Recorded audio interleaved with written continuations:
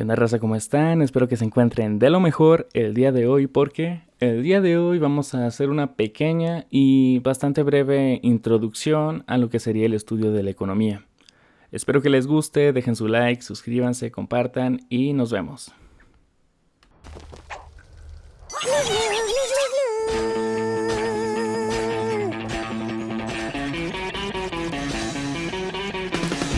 Definir de qué trata la economía es muchísimo más difícil de lo que la mayor parte de la gente cree. Los libros de texto ofrecen diversas definiciones. Economía es el estudio del hombre en los negocios ordinarios de la vida. Economía es el estudio de aquellos motivos y acciones que pueden ser medidos en dinero. Pero tales definiciones no nos llevan muy lejos. En las ciencias inductivas y experimentales, la naturaleza de su materia ofrece una definición preliminar, por lo menos lo hace inicialmente. Aún en los casos en que las fronteras puedan ser vagas o borrosas, como la frontera entre la astronomía y la física actuales. Pero como en las ciencias sociales y la experimentación es tan limitada, la economía es fundamentalmente una ciencia deductiva que, como la geometría y la mecánica, deduce una serie de conclusiones de ciertas premisas o supuestos. Y en un estudio deductivo, el desarrollo de los conceptos mismos es el que da necesariamente los límites de dicho estudio. Si tal es el caso, y existen diversas escuelas de ideas que emplean conceptos cualitativamente distintos, es apenas posible una definición satisfactoria que los incluya a todos.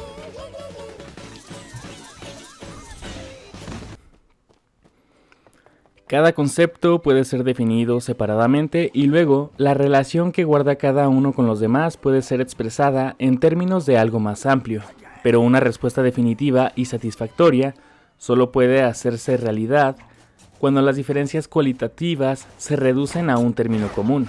Por ejemplo, diferencias comunes de cantidad o número.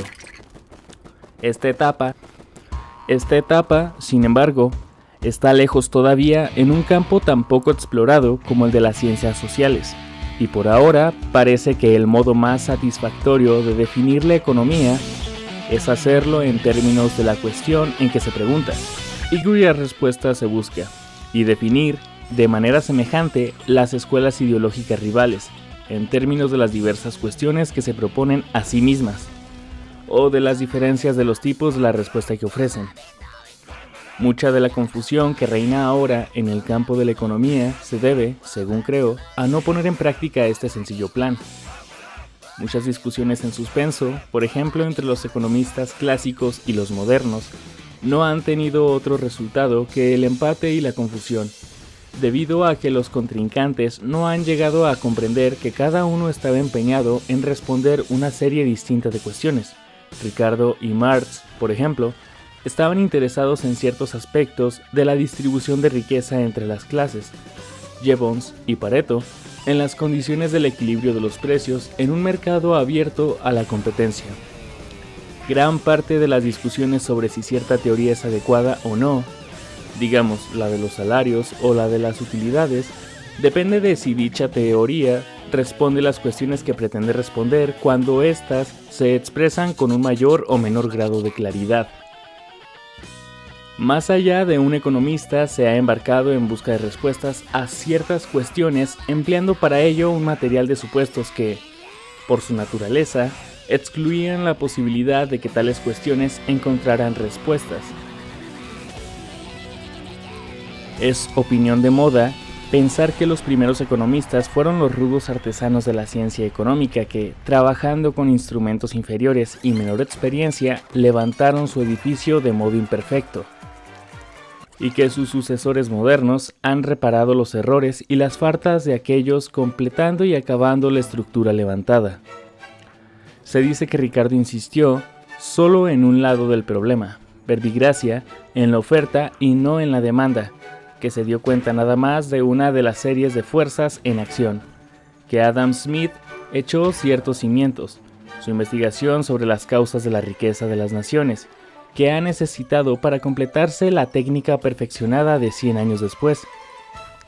Así, Los conceptos de la economía clásica se contrastan con los conceptos de la teoría económica del siglo XX y se comparan enseguida con su indudable ventaja de estos últimos, en cuanto a su mayor acabado y perfección de detalle.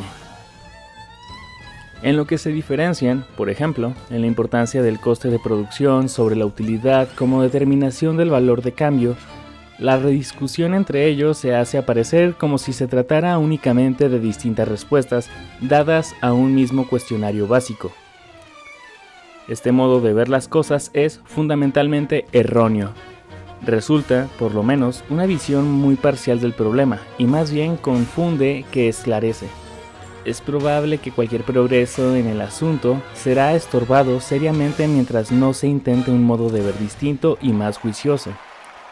Es ya un lugar común en arte que los primitivos de los siglos XIV y XV no eran simplemente artífices más rudos que los pintores representativos de épocas posteriores. En muchos casos, evidentemente no lo eran, sino que lo que trataban de hacer era algo cualitativamente distinto. Los fisiócratas y los economistas clásicos son en cierto sentido los primitivos de la ciencia económica. En cierto modo pueden haber tenido una técnica menos acabada que sus descendientes del siglo XX, pero lo más importante es que muchos de los conceptos que utilizaban eran diferentes y que trataban de responder a una serie diferente de cuestiones en una forma diferente. Cuestiones en parte relacionadas con la distribución de la renta entre las clases y en parte con las condiciones de progreso económico máximo.